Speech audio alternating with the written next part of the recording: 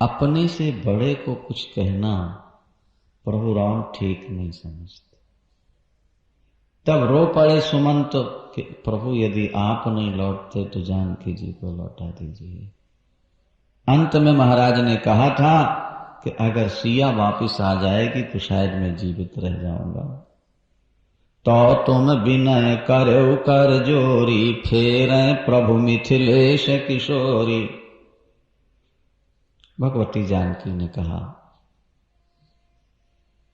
मैंने अपने पिता के घर का सुख भी देखा और ससुर के घर का भी सुख देखा, लेकिन निष्कर्ष ये निकला है कि पत्नी को बिना पति के कहीं शांति नहीं मिलती। मैं प्रभु के साथ ही रहूंगी, मेरा प्रणाम कह दीजिएगा और मेरी ढिठाई के लिए मुझे क्षमा कर देंगे। भगवान गंगा किनारे पहुंचे। अब केवट प्रसंग सुनिए ध्यान से जरा, बड़ा अच्छा प्रसंग है। संक्षेप में कहना पड़ेगा, विस्तार तो बहुत है। अच्छा, प्रभु राम गंगा तट पर आए हैं। ये भक्त और भगवान का झगड़ा है, हा? भक्त और झगड़ा, ये दोनों मल्लाह हैं। ध्यान से सुनिए बात को जरा। प्रेम के झगड़े में होती है कोशिश चाह की, और दीन वत्सल की दया हो जिद रहे मल्लाह की। देखिए किसकी विजय हो और किसकी हार हो, और दोनों मल्लाहों में पहले किसकी किस्ती पार हो। ये दोनों मल्लाह हैं। कौन? राम और एक गंगा पार करने वाला केवट है और दूसरा भवसागर पार करने वाला केवट है। गंगा पार करने वाला केवट कहता है कि पहले मुझे पार करो तब आपको पार करूंगा। अब प्रभु कहते हैं व्यवहार तो ये कहता है कि पहले काम करो बाद में मजूरी ले। नहीं, और केवट का पक्ष है कि दुनिया के लोग काम करा के मजूरी देते हैं, लेकिन आप तो दया के समुद्र हो, मजूरी देकर के काम लिया करते हो। बोलो सिया। नहीं, आपने शरीर पहले दिया, बाद में कहा भजन करो, तो मजूरी तो आप पहले दे देते हो ना। अगर पहले देते हो तो यहां भी पहले दे दो। मांगी नावन केवट आना, और कहाई तुम्हारा मरम मैं जाना। इसी अर्धाली पर अगर विचार करें तो एक टाइम की कथा पूरी हो जाए। मांगी नाव, प्रभु ने नाव मांगी, भैया केवट नौका ले आओ, हमें पार कर दो। लखनलाल जी भी कहते हैं, रे भैया केवट ले उतराई, रघुपति महाराज इत ठाड़े, तू कित देर लगाई, जल्दी आओ। उसने अपनी नौका थोड़ा और पानी में सरका दी। अच्छा, पहले तो इतना ही विचार करो, मांगी नाव, प्रभु ने नौका मांगी। क्या जरूरत थी मांगने की? अरे जिनका नाम लेकर अजामिल जैसे करोड़ों पापी भवसागर से पार होते हैं, जिनके पैर के अंगूठे से गंगा निकलती है, जो 52 रूप धारण करके 2 पग में 3 लोक नापते हैं, वो गंगा पार करने के लिए केवट से नौका मांगे, कुछ अटपटी सी बात है कि नहीं? बोलो भाई। अरे नाम अजामिल ते खल कोट अपार, नदी भव बूढ़त काढ़े, और जेसु मेरे गिरी मेरु सिलाकन होते, अजा खुर बारी दी बाढ़े। तुलसी जिन के पद पंकज सो, निकसी तटनी जो हर अघ गाढ़े, ते प्रभु या सारी तातारी वे कहा मांगत नाम करार ठाड़। गंगा जी का प्रादुर्भाव कहां से हुआ है? भगवान के चरण से। और उसी गंगा को पार करना है, कठिनाई होनी चाहिए। तो एक तो मांग रहे और वो केवट कहता मैं नहीं लाऊंगा। चलो इतना ही कह देता तो कोई बात नहीं, ठीक है मैं नहीं लाऊंगा। पर वो कहता है कि मैं आपके मन की बात जानता हूं, इसलिए नहीं लाऊंगा। अब हमारे यहां के विद्वानों ने इस पर बड़ी खोज की, बड़ी रिसर्च की। आप सारी रामायण पढ़ लीजिए, एक भी पात्र ऐसा नहीं मिलेगा जो ये कहता हो कि मैं राम के मन की जानता हूं। यहां तक कि महाराज दशरथ, लखनलाल, ब्रह्मा, शंकर, विष्णु, ये भी भगवान राम के मन की बात नहीं जानते। और केवट कहता है मैं जानता। अब सुनिए जरा ध्यान से, जब ब्रह्मा जी स्तुति करते हैं ना अवतार के लिए, तो क्या कहते हैं? पालन सुर धरणी अद्भुत करणी मरम न जाने कोई, जो सहज कृपाला दीन दयाला करहु अनुग्रह सोई। पालन सुर धरणी अद्भुत करणी मरम न जाने, ये ब्रह्मा जी घोषणा करते हैं कि राम के मन की बात तो ब्रह्मा हूं यह मरम न जाना, और केवट कहे मर्म मैं जानता। लक्ष्मण लाल जी जैसा त्याग कौन करेगा, लखन जैसी सेवा कौन करेगा? लेकिन आपको मालूम कि लखन भी राम के मन की बात को नहीं समझ पाया। कब? जब मारीच को लेकर के, सोने के मृग को लेकर के रावण आ रहा है, तो प्रभु ने लखनलाल जी से कहा कंदमूल फल ले आओ भैया। वो गए, लक्ष्मण गए बन ही जब लेन मूल फल कंद, तो जनक सुतासन बोले बिहस कृपा सुख कंद। क्या बोले? कि सुनहु प्रिया व्रत रुचिर सुशीला, अब हम करब ललित नर लीला, तुम पावक मह करहु निवासा, जौलो करो निशाचर नासा। और राम जब ही सब कथा बखानी, तो प्रभु पद ही धरि अनल समानी। और निज प्रतिबिंब राखता सीता, तैसई रूप शील सुबनीता। प्रभु ने कहा रावण आ रहा है कपटी मृग लेकर के, प्रिय तुम अग्नि में वास कर जाओ, मैं नकली माया की सीता बना लेता हूं और नकली सीता रावण को दे दूंगा। तो प्रभु आप तो सदा असली चीजें देते हैं, फिर नकली सीता क्यों देंगे आप? बोले वो नकली भेंट लेके आ रहा है तो सीता भी नकली मिलेगी, उसको अगर असली लेके आता तो असली पा जाता। ये तो सामने वाला जैसा लाएगा वैसे तो पाएगा। प्रभु ने सारी कहानी सुना दी। भगवती ने प्रभु के चरण अपने हृदय में रखे और अग्नि में प्रवेश किया। प्रभु ने नकली सीता बना ली माया। और जब लक्ष्मण आए लौट करके, तो क्या लिखा रामायण में? ध्यान से पढ़ो। बोले लक्ष्मण हूं यह मरम न जाना। क्या कह दिया? लक्ष्मण हूं यह मरम न जाना, और जो कछ चरित रचा भगवाना। तो लक्ष्मण हूं यह मरम न जाना, और केवट कहई मरम मैं जानता हूं। बहुत सारे उदाहरण है राम जन्म हुआ, प्रकट हुए, 1 महीने का 1 दिन हुआ, सुना था आप लोगों ने।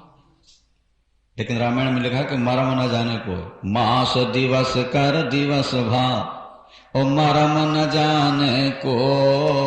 इस रहस्य को देखें, केवट कहता मैं जानता हूं।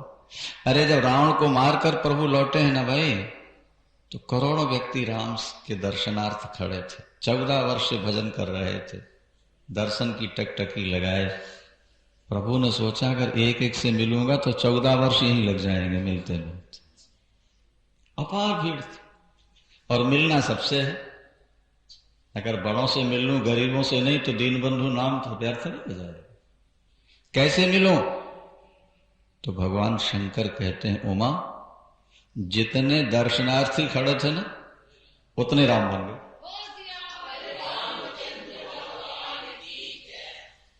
जितने दर्शक उतने रहे। और मजे की बात यह थी कि एक व्यक्ति को एक ही राम दिखता है। हाँ, अगर सब दिख जाते तो फिर तो थोड़ा विचित्र बात। एक व्यक्ति को एक राम, और जिससे वो राम मिल रहे हैं वो गदगद हो रहा है कि देखो आगे वालों को छोड़ करके दयालु मेरे पास आ गए दर्शन देने के लिए। हाँ प्रभु, आप कितने दया के समुद्र हो। जो एकदम पीछे खड़े थे बेचारे थर्ड क्लास में, भगवान ने फर्स्ट क्लास में ला दिया उनको। पहले वाले से जिस समय मिल रहा है उसी समय, हाँ, आगे वाले से भी सब पीछे वाले। क्या लिखा भगवान शंकर ने? बोले अमित रूप प्रगटे ते ही काला। लिखा है ना, अमित रूप प्रगटे ते ही काला, और जथा योग मिल सब ही कृपाला। ओ क्षण माह सब ही मिले भगवाना, पर उमा मर्म यह कहो। लंबा प्रसंग है ये, स्वतंत्र रूप से इसकी लंबी व्याख्या है। संक्षिप्त यही है कि जब प्रभु के मर्म को किसी ने नहीं जाना तो केवट कैसे जान गए? तो उसका समाधान रामायण में लिखा है कि सो जाने जेहि देहु जनाई। प्रभु के रहस्य को कौन जानेगा? जिसे प्रभु जनाना चाहते हो। सो जाने जेहि देहु जनाई, जानत तुम ही भय जाई। वो व्यक्ति ईश्वर को समझ पाता है जिसे वो जना देते। आज प्रभु चाहते थे कि केवट मेरे रहस्य को समझ ले। क्यों? मैं दुनिया को यह बताना चाहता हूं कि मेरी शरण में अगर व्यक्ति आ जाए तो कितने छोटा क्यों ना हो, बड़ी से बड़ी बात को समझ सकता है। और जो मुझसे दूर रहेंगे वो बड़े से बड़े विद्वान भी मेरे रहस्य को समझ नहीं पाएंगे। इसलिए सबसे सामान्य व्यक्ति को प्रभु ने चुना कि जो प्रभु के रहस्य को समझ ले। तो प्रभु ने कहा, भैया क्या रहस्य समझ लिया तुमने? तो बता रहा है, ध्यान दें आप लोग। वो कहता है, प्रभु सुनिए, मैं आपका मर्म क्या जानता हूं। मैंने सुना है कि आपके चरणों की रज में कोई जादू है। बोले छुअत सिला भई नारी सुहाई, और पाहन ते न काठ कठिनाई। यही प्रतिपालो सब परिवारो, कि नहीं जानो कछु अवर कवारो। प्रभु मैं गरीब आदमी हूं, मेरे पास पैसा नहीं है कि दूसरी नौका बना सकूं। और जब आपके चरणों की रज पत्थर को नारी बना सकता है तो ये तो पानी में पड़ा काठ कोमल है। और कहीं ये किसी की नारी बन गई तो मैं गरीब दोबारा तो बनवा नहीं पाऊंगा ठाकुर। मुझे तो अपने बाल बच्चे पालने हैं। इसलिए यदि आप पार जाना चाहते हैं तो आप कहिए कि आप मुझसे कहिए कि पैर धो लो। मैं नहीं कहूंगा कि आप धोला लो। बोलो सियावर। गर्ज आपको है, मुझको नहीं है। और एक सुनहु दुख भारी, कि जब हुई है मोह कहाँ दुई नारी। तो हो ही कलह नित हे भगवाना, और कही तुम्हारा मरम मैं। एक और बात बताऊं प्रभु, आपका स्वभाव है देने का। तुम्हारे मन मोहि नाव चढ़ई है। क्या? वो नाव चढ़ाय पार मोहि करी है। तब या कहाँ दे कछु उतराई, और कंचन पाय कांच हो जाई।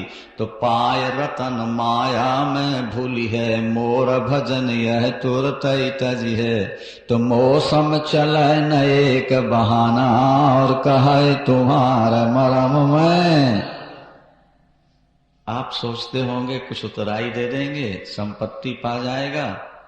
तो प्रभु संपत्ति पाके तो लोग आपका भजन छोड़ देते हैं। मुझे वो संपत्ति नहीं चाहिए जिसमें आपका।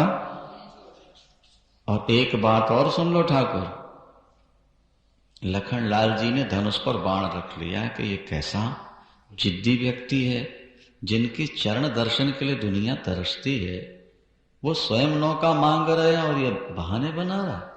तो धनुष पर बाण इसलिए रख लिया कि शायद ये देख करके डर जाए और प्रभु को बैठा ले। तो केवट ने बहुत सुंदर उत्तर दिया। पहला उत्तर तो ये दिया, ध्यान से सुनेंगे। ये निषाद, ये केवट जो है ना, ये पहले जन्म का क्षीर सागर में रहने वाला कछुआ है। शेष नाग पर नारायण जी लेटे हुए हैं। ठाकुर जी के कोमल कोमल चरण जब देखे ना कछुए ने, तो मन में इच्छा हुई कि चूम लूं जाकर चरणों। तो जब शेषनाग पर चढ़े तो वो शरीर हिला करके गिरा था। कई बार जब उसने सफल प्रयत्न किया और सफल नहीं हुआ, रोने लगे। भक्त रोए तो भगवान को पता तो लगी जाए ना, उठ के बैठ के क्या बात है कच्छप राग, क्यों रो रहे हो? प्रभु इन चरणों की लालसा थी, एक बार स्पर्श करने को मिल जाए। फिर बाधा क्या है? बोले ये शेषनाग जी ऊपर नहीं चढ़ने देते। भगवान राम ने शेष जी से कहा कि भाई छू लेने दो। बोले नहीं प्रभु, हम तो आपके बॉडीगार्ड हैं। क्या? बॉडीगार्ड को तो ध्यान रखना पड़ता है ना। ये कछुआ के नाखून और इसके दांत, इसका मुंह इतना कठोर है, आपको छुएगा तो आपके चरणों में चोट लग जाए, इसलिए मैं इसको छूने नहीं दूंगा। प्रभु ने कहा देखो भाई, हम तो जिसके यहां जाते हैं उसके बन के रहते हैं। अभी इनकी बारी है, इसलिए जैसा कहेंगे करना पड़ेगा। लेकिन हम तुम्हें वचन देते हैं, त्रेता में जब हम राम बनेंगे तुमको हम केवट बना देंगे, और जब हमको बन जाना होगा तो तुमसे चरण छुआ करके धुला करके ही हम पार होंगे। क्या समझे? तो आज केवट क्या कहता है कि आज लखन की एक न चली है।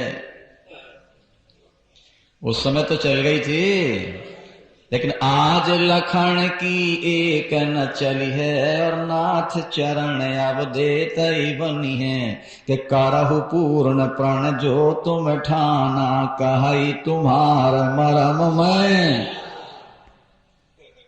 प्रभु अब तो चरण देते ही बने।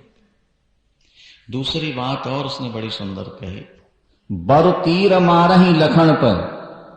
रामायण में ना, बर तीर मारही लखन पे, जब लग न पांव पखारी हो, तौलब न तुलसी दास कृपाल पार। मोहि राम रावरी आन दशरथ, शपथ सब सांची को। मैं तो आपके पिता की सौगंध खाकर कहता हूं, मुझे उतराई नहीं चाहिए, पर जब तक चरण नहीं धोला लेंगे आप, तब तक नौका पर नहीं बैठो। भगवान राम लखनलाल सिया की ओर देख के हंस पड़े जोर से। सुन केवट के बैन प्रेम लपेटे, अटपटे बिहसे करुणा ऐन, चिते जानकी लखन था। लक्ष्मण जानकी की ओर देख के क्यों हंस पड़े? जानकी की ओर देख करके इसलिए हंसे कि तुम्हारे पिता को ये चरण मिले थे जब तुम्हें दान में दिया था, और ये फ्री फंड में लेना चाहता है। देख लो क्या समझा। अंत में मानना पड़ा, भक्त विजय हुआ और भगवान हार गए। कृपा सिंधु बोले मुस्काई, सोई कर जे हितावो नाव न जाए। भैया वही कर लो जिसमें तुम्हारी नौका न जाए। तो हठीला भगत कहता है, मैं ये नागरिक भाषा नहीं समझता शहर, ये कोड वर्ड आपके, सोई करो जी नाव न जाए। सीधे सीधे कहिए क्या कहना चाहते हैं। तो बोले बेगयान जल पांव पखारो, होत विलंब उतारो। बोले हाँ अब समझ गया। दौड़ा दौड़ा गया जल लाने के लिए, तो किसी धातु के बर्तन में जल नहीं लाया। काहे में लाया? लकड़ी का बर्तन। अच्छा, लकड़ी के बर्तन में भी सावधानी बरती उसने, कठौती में नहीं लाया, कठौता में लाया। कठौती स्त्रीलिंग है ना, और कठौता पुल्लिंग हुआ। तो उसने सोचा कि चरण धोते ही अगर बनी और कहीं वो कठौती नारी बन गई तो समस्या खड़ी हो जाएगी। कठौता बनेगी तो पुरुष बनेगा, दोनों मिलके भजन करेंगे भैया। इसलिए केवट राम रजाया सुपावा और पानी कठौता भर ले आवा। तो अति आनंद उमंग अनुरागा, अति आनंद उमंग अनुरागा, चरण सरोज पखारन लागा। कठौते में जल ले आया, हृदय में अति आनंद था। सचमुच में प्रभु आप दीन बंधु हो, आप ईश्वर हो। अन्यथा केवट ने यहां तक कह दिया था, कवितावली में लिखा है कि प्रभु यदि आपको पैर नहीं धुलाना सरकार, मैं आपके साथ चलता हूं, थोड़ी दूर पर केवल कमर भर जल है, मैं आगे आगे चलूंगा, आप मेरे पीछे पीछे चल के पार हो जाए। मैं राह बता देता हूं, बिना नौका के पार हो जाएंगे आप। यही घाट ते थोड़ी क दूरी है, कटिलो जल ठाह दिखाई हो जो, और पर से पग धूर तर तर निघर निघर क्यों समुझाई हो। चलो प्रभु मैं रास्ता बता देता हूं। प्रभु कहते नहीं भैया, हमको तो तुम्हारी नौका ही से पार होना। देखे भगवान भक्त के कैसे अधीन हो जाते हैं। केवट जल लाया, चरण धो रहा था। जब चरण धो रहा था तो देवता पुष्प वर्षाकर बाजे बजाकर दे बारसी सुमन सोर सकल सिहाही, यही सम पुण्य पुंज को नहीं। कितना भाग्यशाली है जे चरण भगवान शंकर के लिए दुर्लभ और केवट के लिए सुलभ। चरण धोया, चरणामृत लिया, प्रभु ने कहा अब तो बैठा लो भैया। बोले अभी भी नहीं बैठा लो। क्यों? चरण तो धो लिए ना।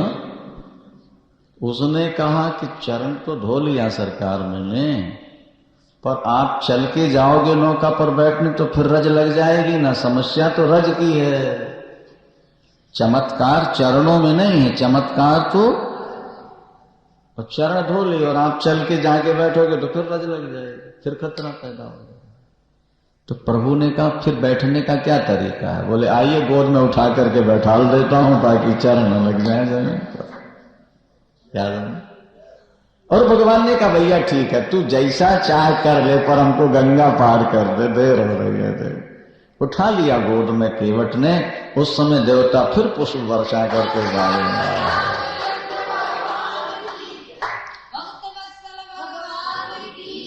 पद पखार जल पान करी, और आप सहित परिवार और पितर पार कर, प्रभु ही पुनि मुदित गयो ले पार। उसमें भी लिखते हैं संत कि जब उसने बैठा लिया ना नौका में और चला तो सीधे किनारे नहीं ले जा रहा था, यहां वहां घुमा रहा था आड़ा तिरछी। भाव ये था कि किनारे लगा दूंगा तो जल्दी उतर के चले जाएंगे, और जब तक किनारे नहीं पहुंचूंगा भाई नौका में बैठे तो रहेंगे, दर्शन तो होता रहेगा। ठीक है।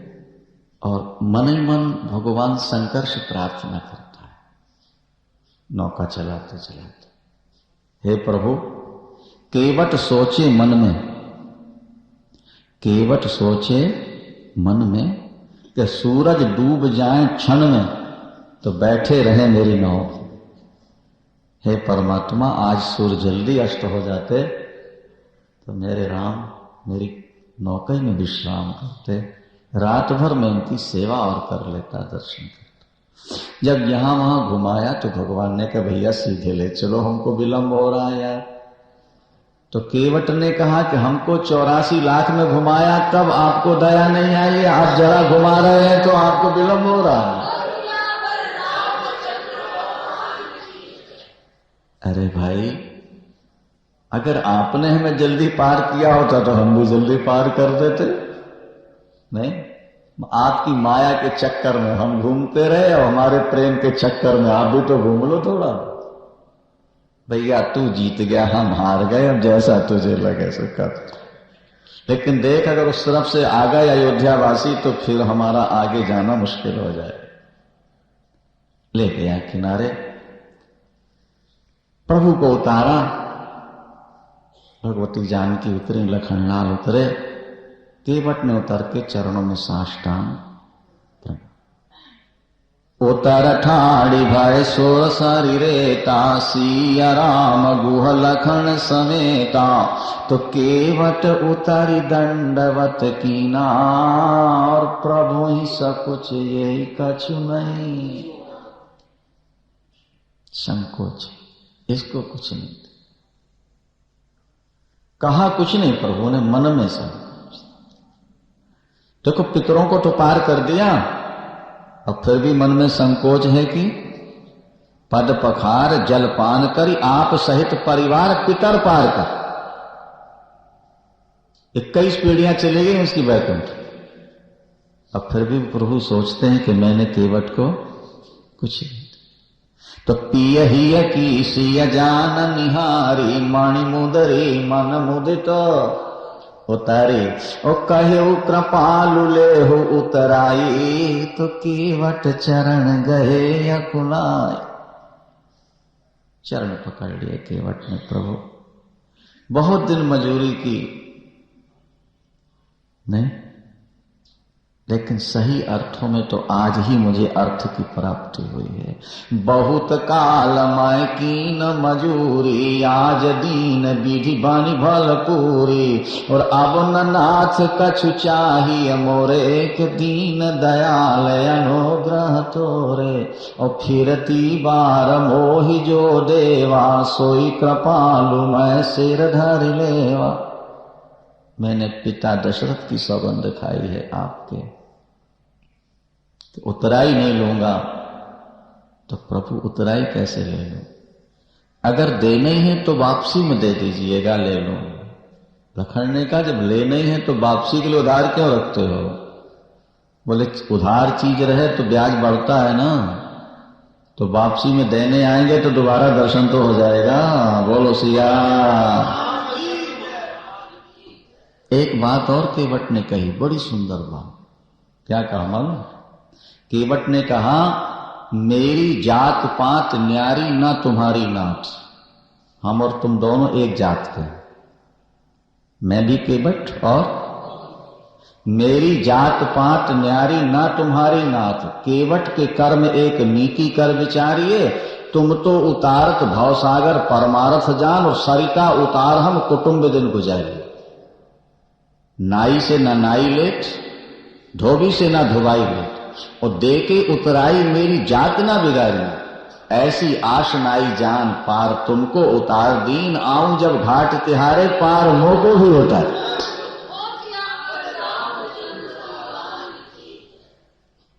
भगवान भगवती जानकी लखन सबने आग्रह किया ले लो, लेकिन नहीं लिया। प्रभु ने प्रेमा भक्ति दी। एक संत सुना रहे थे, बड़ी सुंदर बात थी कि प्रभु ने वहीं गंगा किनारे प्रतिज्ञा कर ली कि जिस केवट ने मुझे गंगा पार किया उतराई नहीं ली, गंगा तट पर जिसने जल से मेरे चरण धोए हैं, मैं अपने हृदय के रक्त बिंदुओं से चरण धोऊंगा, तब ये कर्जा उतर पाए। ऐसो को उदार जग माही, बिनु सेवा जो द्रव्य दीन पर, राम सरस को न?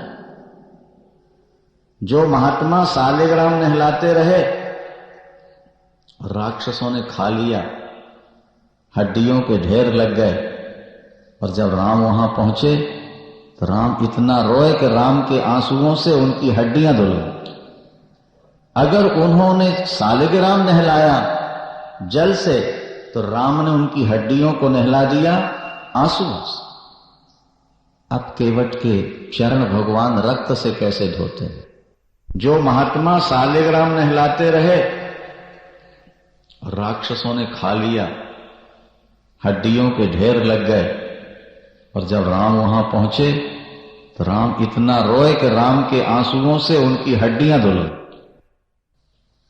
कहते हैं जब राम रावण का युद्ध प्रारंभ हुआ, कहां? लंका। हाँ, और विभीषण प्रभु राम के बगल में खड़ा हुआ था। तो रावण को लगा कि ये मेरा भाई होकर दुश्मन का साथ दे रहा है, शत्रु का, पहले इसको मारूंगा बाद में इस तपस्वी। तो ब्रह्मा के द्वारा दी हुई एक शक्ति रावण के पास थी, उसने छोड़। किसके ऊपर? विभीषण। और जब प्रभु ने देखा कि शक्ति आ रही है मेरे भक्त को मारने के लिए, मेरे होते हुए अगर मेरा भक्त मर गया तो मेरा अवतार लेना व्यर्थ हो जाएगा। आवत देख शक्ति अति घोरा, और प्रणता रति भंजन पन मोरा। तो तुरत विभीषण पाछे मेला, और सन्मुख राम सह्यो सोई सेला। विभीषण को तो प्रभु ने पीछे छुपा और सामने खड़े। शक्ति आके भगवान की छाती में धंस, प्रभु गिर गए, एक क्षण के लिए मूर्छित हो गए। क्या? होश में आए, शक्ति निकाल, घाव तो बन गया। विभीषण ने हनुमंत लाल जी ने कहा, प्रभु हम सुषेण वैद्य को बुला लाएं, सजीवन बूटी ले आए, ये ठीक हो जाए। भगवान ने कहा नहीं, इस घाव की मुझको जरूरत है, इसको सूखने नहीं देना है। विभीषण जी ये हरा रहे तो अच्छा है। किस लिए? बोले आगे पता लग जाएगा।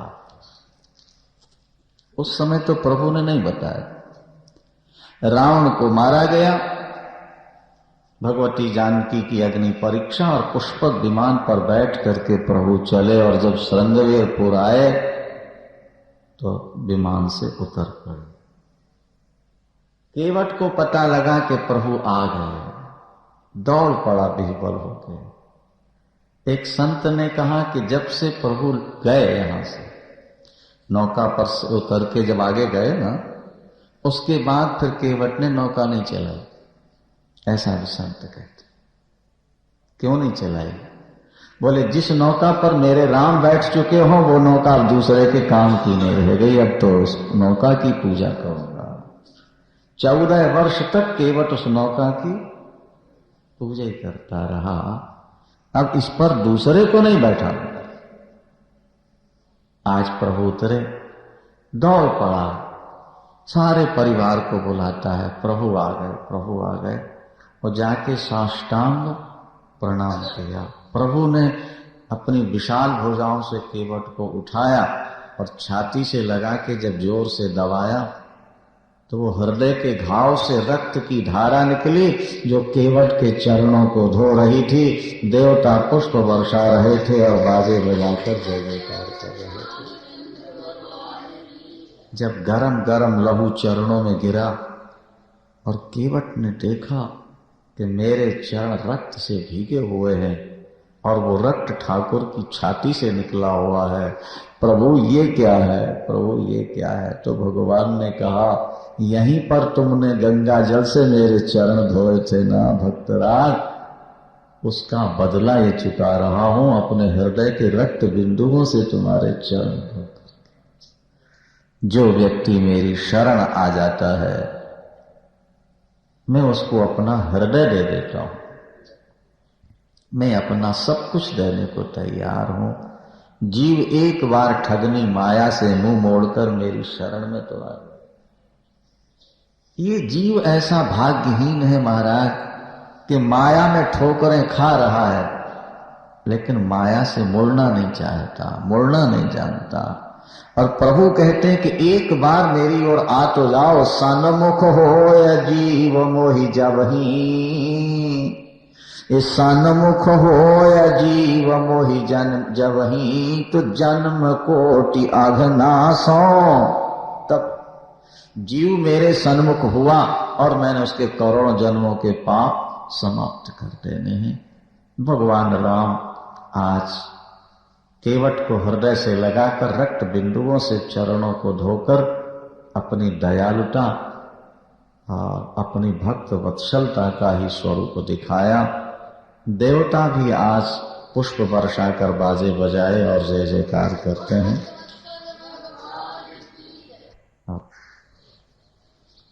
प्रभु राम गंगा पार करके आगे बढ़े हैं। भगवती जनक नंदनी जानकी कितनी सुकुमारी हैं ये पहले बताया जा चुका। उनके ओठ सूख गए, पसीना आ गया और वे पूछती हैं कि राघव अभी और कितनी दूर चलना।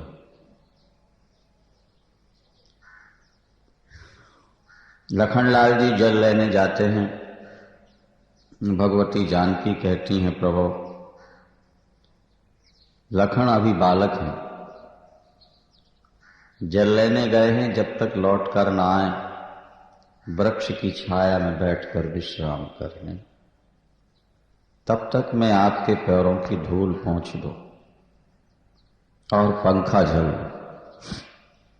प्रभु समझ गए कि सिया थक गई है। डर के कारण वो अपनी थकान प्रकट न करके लखन के बहाने विश्राम करना चाहते। भगवान राम बैठ गए। जल को गए लखन है लरिका, पारी खोपिए छाह घरी कह ठाड़े, पहुँच पसेव बयारी करो और पाव पखारी हो बोरी डारे।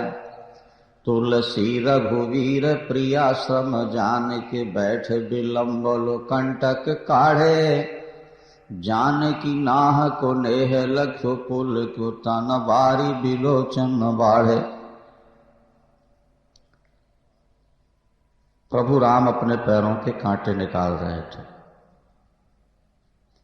लेकिन कांटे निकल नहीं पा रहे। भगवती जानकी से प्रभु ने कहा प्रिय देखो ना ये कांटे निकलते नहीं हैं पैरों से। भगवती जानकी ने बड़ा सुंदर उत्तर दिया। उन्होंने कहा कि प्रभु आपके हाथ तो न्यायकारी हैं और चरण आपके दयालु हैं। अपराध करने वालों को हाथ दंड देते हैं, लेकिन आपके चरणों का संकल्प है कि जो यहां आ जाए वो लौट के वापस नहीं जाए, भले कष्ट देने वाला क्यों न हो। तो हाथ तो निकाल के फेंकना चाहते हैं, न्यायकारी है ना, कष्ट देने वाले को अलग करो। लेकिन चरण कहते हैं कि अगर इन चरणों में आके कोई चला गया तो जो दयालुता का एक प्रमाण है उसमें कलंक लग जाए।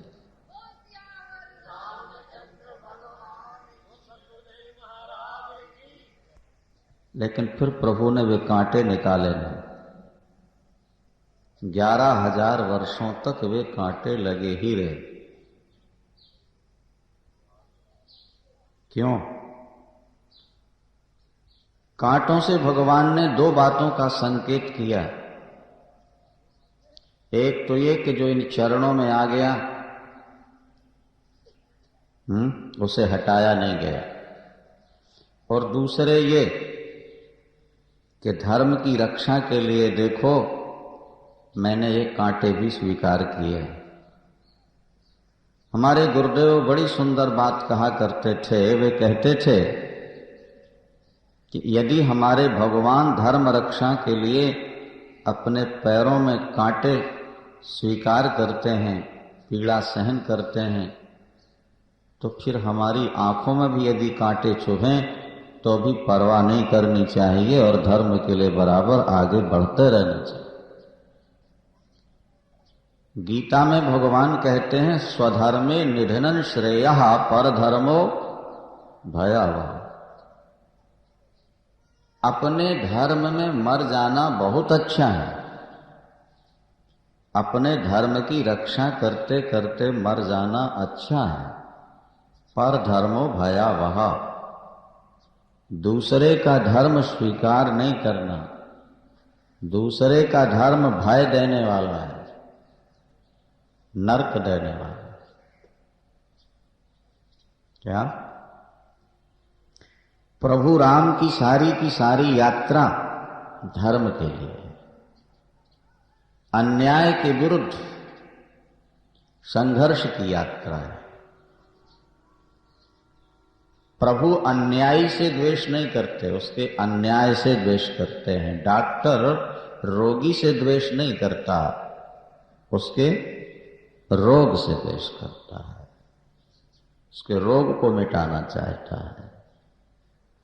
इसी तरह परमात्मा किसी व्यक्ति को मारना नहीं चाहता, व्यक्ति में जो दोष हैं उनको मिटाना चाहता है। यह समझ। प्रभु राम गंगा तक पहुंचे, महर्षि भरद्वाज से भेंट हुई है। मुनि रघुवीर परस्पर नभहि, बचन अगोचर सुख अनुभवहि। प्रभु राम मुनि के चरणों में प्रणाम करते हैं और मुनि भगवान राम के चरणों में नमन करते हैं, एक दूसरे को प्रणाम करते हैं। अलौकिक सुख का आनंद ले रहे थे और त्रिवेणी में स्नान किया प्रभु ने। जब संकल्प बोला गया स्नान का और जम्बूदी पे भरत वर्षे भरत खंडे शब्द आया तो प्रभु की आंखों से आंसू छलक आए। भरद्वाज ने कहा, गंगा स्नान करते अश्रुपात कैसे? बोले, मुझे अपने लाडले भरत की याद आ गई है, भरत खंड कहते हो। संसार तो भगवान राम का नाम लेता है और भगवान राम अपने प्यारे भरत का नाम लेते हैं। अरे भरत सरिस को राम सनेही, और जग जप राम राम जप जेही। संसार राम राम जपता है और राम जी भरत भरत श्री भरत जपते। हर श्वास भगवान तो भक्तों का भक्त है बाबा। धनवान बनना चाहते हो तुम, बलवान बनना चाहते हो, पुत्रवान बनना चाहते हो, लेकिन भक्तिमान नहीं बनना चाहते। जैसा प्रयास, जितना पुरुषार्थ आप धन मान प्रतिष्ठा के लिए करते हैं, उससे आधा पुरुषार्थ भी अगर परमात्मा को पाने के लिए करते और कहीं भक्तिमान बन जाते तो भगवान भी आपका भक्त बन जाता। सियावर। भक्ति का अर्थ क्या होता है? भजनम भक्ति, भजते सेव्यते अनैति भक्ति, अनया भक्ति। मोटी सी बात यह है कि भक्ति वो है कि जहां भजन करने वाला भजनीय का रूप प्राप्त कर ले। जैसे कच्ची मिट्टी से जब ईंटा बनती है उसका रंग दूसरा होता है, लेकिन आग में एक बार पक जाए तो सदा सदा के लिए वो लाल हो जाती है। अग्नि का रंग कैसा है? लाल। तो अग्नि का संपर्क करके ईंटा सदा के लिए लाल हो गई। इसी तरह परमात्मा के संपर्क में आकर के आप स्वयं परमात्मा के स्वरूप में अपने को देख पाओ तो आपकी भक्ति सार्थक है। इसलिए गोपियों ने ऊँटों से कहा था कि अरे ऊँटों, अब हमें कृष्ण की जरूरत ही नहीं रही, क्योंकि हम स्वयं कृष्ण बन चुकी हैं। कान भय प्राण में, प्राण भय कान में, हिय में न जान पड़े कान है कि प्राण है। लाली तेरे लाल की और जित देखूं तित लाल, और लाली देखन मैं गई तो मैं भी हो गई लाल। ये भक्ति का स्वरूप यही है कि भजनीय के धर्म भक्त में आज। अब देखो, भगवान राम आगे चले, मार्ग में सांप और बिच्छू जंगल थे। सर्प के ऊपर राम का पैर पड़ गया तो सर्प ने काटा नहीं, मुड़कर के राम के चरणों को चूम लिया, अपना सौभाग्य मानता है। बिच्छू ने कभी राम को डंक नहीं मारा भाई, रामायण में लिखा है 14 वर्ष में किसी जानवर ने राम को काटा नहीं। जीना ही निरखो, अरे जीना ही निरख माग सापिन बिछी, और तजही विषम विष तामस तीछी। पशु पक्षी खग और मृग जिस रास्ते से राम निकलते हैं वो अपना चारा चुगना छोड़ करके राम के पीछे पीछे दौड़ते जाते हैं। वाह भाई वाह। खग मृग चले जाहि संग लागे, बहुत दूर तक राम के पीछे पीछे चले जाते। जिस ग्राम के बगल से राम निकलते हैं ग्रामवासी दौड़ पड़ते हैं राम का दर्शन करने के लिए। कोई वृक्ष के नीचे आसन बिछा देता है तो कोई जल लेकर के खड़ा हुआ है, कोई शहद लेकर खड़ा है, कोई फल फूल लेकर के खड़ा हुआ है। आचिए नाथ कहाँ मृदुबानी सरकार, थोड़ा सा जल ले लीजिए। प्रभु राम उनका प्यार देख करके बैठ जाते।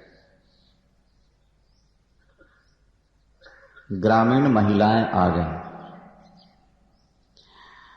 देखो पुरुष में अभिमान अधिक होता है अपेक्षाकृत नारियों के। क्या? नारियों में मिलनसारिता अधिक होती है, पुरुष घमंडी होता है। आप बस में यात्रा करेंगे, अपनी सीट पर बैठ जाएं, बगल वाले के साथ 25 मील तक चले जाएं, आप बोलेंगे नहीं। वो नहीं बोलता तो हम क्यों बोले? है अभिमान के नहीं? लेकिन देवियों का ऐसा हुआ है कि किसी देवी के बगल में बैठ जाएं और उसका नाम गोत्र जात पात बाल बच्चों का पता न लगे। बोलो भाई, नहीं हो सकता, क्योंकि नारी जाति में अभिमान कम है, मिलनसारिता है। वो अपरिचित महिला भी बैठेंगी तो बहन जी कहां से आई हो, कहां जा रही हो, नहीं, बाल बच्चे सब पूछ लेते, सास ससुर का स्वभाव सब मालूम। अच्छा जी, तो देखो जब भगवती सीता और भगवान राम लक्ष्मण बैठे, बात पर ध्यान दे लो थोड़ा, तो गांव की स्त्रियां आ गई, वे भगवती जानकी के चरण छूती हैं। और स्वामिनी अभिनय क्षमब हमारी, और बिलगन मानव जान गंवारी। हम गांव की गंवार स्त्रियां हैं, हमारी बात का बहन बुरा नहीं मानना। सीता जी से कहते, ये तो बताओ इन दोनों में तुम्हारे कौन है? बोलो सियावर। इन दोनों में हाँ, कोटि मनोज लजाव निहारे, अरे कोटि मनोज लजाव निहारे, सुमुखी कहु को आही तुम्हारे। आज की पढ़ी लिखी होती तो कि कहती है हमारे हस्बैंड है या हमारा देवर है। थैंक यू वेरी मच, और क्या होता भाई। लेकिन पुरानी परंपरा क्या थी? क्या पुरानी परंपरा देखो, जैसे ग्रामीण महिलाओं ने भगवती जानकी से पूछा कि कोटि मनोज लजाव निहारे, सुमुखी कहु को आही तुम्हारे। ये तो शहर की महिला है भगवती जानकी, और वो गांव की बिचारी गंवार की, तो उनके सामने अपने पति को बता देने में क्या शर्म थी बताओ? ये भी कुछ शर्म की बात होती है? एक महिला हमको सुना रही थी, बोले हम बेटे को गोद में लिए ट्रेन में आ रहे थे, स्टेशन पहुंचे तो देखे कि हमारे पिता, भाई, चाचा भी लेने आए। तो बोले बेटे को सीट पर रख करके हम बाहर आए। पिता के सामने बेटे को गोद कैसे लें? नहीं आई बात समझ में? मायके लड़की आए तो पिता के सामने बेटे को गोद नहीं लेती थी वो। ससुराल मायके आ जाए लड़की और पति आ जाए तो पति के सामने निकलती नहीं थी। ऐसा होता था पहले? नहीं बताओ। और अब अरे महाराज, अब तो वो ऐसा जोड़ा गांठ जोड़ा है, न माँ की शर्म, न बाप की शर्म, न सास की, न ससुर की, बस पीछे पीछे पीछे पीछे बस हाँ जी हाँ जी हाँ जी करते डोलते। लज्जा का परित्याग कर दिया, परंपराएं हमारी नष्ट। इस नई शिक्षा दीक्षा कितना सुंदर, कैसे ढंग से उत्तर देती हैं, जरा समझो तो। बोलो सियावर। बोले सहज सुभाय सुभगतन गोरे, सहज सुभाय सुभगतन गोरे, राम नाम लखन लघु देवर मोरे। उत्तर का ढंग देखो। ग्रामीण महिलाएं पूछती कि दोनों में तुम्हारे कौन है? हा?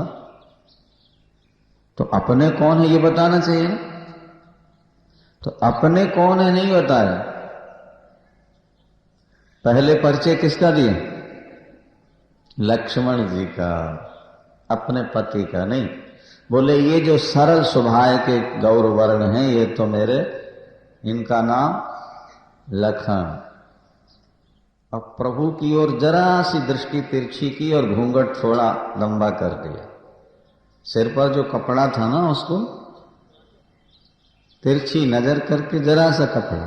बहुई बदन विधु अंचल ढाकी, अपियतन चितय भौह करिबा की, तो खंजन मंजु तिरीछे नैनन, निज पति कहे होती नहीं सिय सैनन, तो भाई अमुदित सब ग्राम बधूटी। नेत्र तिरछे, घूंघट लंबा, इशारे से कह दिया ये मेरे पति। ग्रामीण महिलाएं बड़ी प्रसन्न हुई, जैसे कंगाल को करोड़ों की संपदा मिल गई हो। बार बार चरणों में सिर झुकाती हैं। सौभाग्य है आपका, इतने सुंदर पति आपको मिले।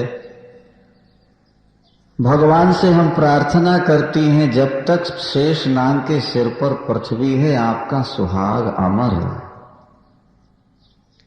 एक प्रार्थना हमारी और है, अगर वापस इस तरफ से आप लौटें तो दर्शन देव जान निज दासी। हमको अपनी दासी समझ करके दर्शन जरूर देती जाइयो। ग्रामीण भाषा बार बार चरणों में सिर रखती। भगवती जानकी बार बार गले मिलती हैं उनसे। बड़े बड़ों से तो गले मिलते ही हैं, पर जब बड़े छोटों से मिलने लगे तो उनका महत्व बढ़ जाता। राम जी आगे बढ़ते हैं। महर्षि वाल्मीकि के आश्रम में पधारे, जिन्होंने रामायण की रचना की। आदि कवि महर्षि वाल्मीकि। प्रभु राम आगे बढ़कर महर्षि के चरणों में साधन बंदन करते हैं और महर्षि भगवान को हृदय लगा करके अपने तप का फल प्राप्त किए अनुभव करते हैं। आकर के आश्रम में भगवान राम की बड़ी सुंदर सेवा हुई है, भगवान राम की स्तुति हुई। अंत में भगवान राम ने महर्षि वाल्मीकि से पूछा, प्रभु हम 14 वर्ष के लिए वन में आए हैं, पत्नी हमारे साथ है, हमें ऐसा कोई स्थान बता दिया जाए जहां महर्षियों को, महात्माओं को उद्वेग न हो, हमारे कारण कोई कठिनाई न हो, क्योंकि सभी महात्मा त्यागी हैं और हम सपत्नीक आए हुए हैं। तो नारी साथ में रहे तो फिर थोड़ा बाधा भी आ सकती है दूसरों। तो महर्षि मुस्कुराए। महर्षि ने कहा, प्रभु आपने तो बिना संकोच के पूछ लिया कि मैं कहाँ रहूं, मुझे पूछने में थोड़ा संकोच हो रहा है, कृपा कर बता दीजिए आप कहाँ नहीं हैं। सियावर। अरे पूछे हूँ मोही की रहा हूँ कहाँ, अब मैं पूछत सकुचाऊं कि जहाँ न हो तहाँ देहु कह तुम ही बताओ ठाओ। राम जी के पास इस प्रश्न का कोई उत्तर नहीं था। भाई प्रश्नकर्ता प्रश्न करे तो उत्तर देना चाहिए ना। महर्षि ने प्रश्न किया कि आप जगत में कहाँ नहीं हो ये बता दो। नीचे अर्धाली लिखिए कि सुन मुनि बचन राम मुस्काने सकुचाने और भाव भगति आनंद अघन। क्योंकि राम के पास इसका कोई उत्तर है ही नहीं। भाई मिठास से पूछा जाए कि मिस्री में तुम कहां नहीं हो, बोलो। मिठास से ये पूछो कि मिस्री के किस हिस्से में तुम नहीं हो, है कोई हिस्सा? अच्छा, खारेपन से पूछो कि नमक में तुम कहां नहीं हो, और मक्खन से पूछो कि दूध में कहां नहीं हो, क्या बताएगा बेचारा? तो महर्षि ने प्रश्न कर दिया। जब प्रभु ने कहा हम कहां रहे, तो महर्षि ने पूछ दिया कि आप कहां नहीं हो, पहले यही बता दो आप। कोई उत्तर नहीं था। फिर महर्षि वाल्मीकि ने 14 स्थान बताए हैं रहने के। कितने? 14। और हमारी इंद्रियां भी 14 होती हैं। 10 इंद्री बाहर और मन बुद्धि चित्त और अहंकार। कितने हो गए? 14। भगवान राम वनवासी हुए कितने वर्ष के लिए? 14। और महर्षि वाल्मीकि ने स्थान कितने बताए? 14। अब व्याख्या करें तो फिर सारा समय इसी में लग जाएगा। महर्षि ने कहा कि भगवान आप उनके हृदय में निवास करिए। किनके? जो इन 14 कार्य में एक भी करते हो, उनके हृदय में रहे। पहला स्थान कौन सा बताया? कि जिनके श्रवण समुद्र समाना, ओ कथा तुम्हारी सुभग सारी नाना, भरहि निरंतर हो ही न पूरे, ओ तिनके ही तुम कहाँ गृह रूरे। आपने पूछा मैं कहाँ रहूं? प्रभु जिन भक्तों के कान समुद्र हो और आपकी कथा सरिता का जल हो, नदी का जल हो, जल निरंतर समुद्र में पड़ रहा है, सारे देश की नदियां अपना जल समुद्र में भर रही हैं, लेकिन बाढ़ आई कभी? समुद्र ने कहा कि बस करो, अब हमारे पास जगह नहीं है, आओ और आओ। वर्षा के दिनों में नदियों में कितनी भयानक बाढ़ होती है, कितने गांव बह जाते हैं, कितने घर बर्बाद हो जाते हैं, लेकिन वही जल समुद्र में जाकर ले, बाढ़ नहीं। जो लोग कहते हैं अरे बहुत कथाएं सुन ली, नहीं, उनको अजीर्ण हो गया कथा सुनते सुनते। ऐसे लोगों को ईश्वर कभी नहीं मिलता। जिन्होंने जीवन भर कथा सुनी, बराबर कथा सुनी, और कभी कान तृप्त हुए ही नहीं, लगता है और सुने और सुने। भगवान राम कहते हैं जो जीवन भर आपकी कथा सुनते ही रहे, राम उनके हृदय में एक दिन प्रकट हो जाना, निवास कर लेना। सियावर।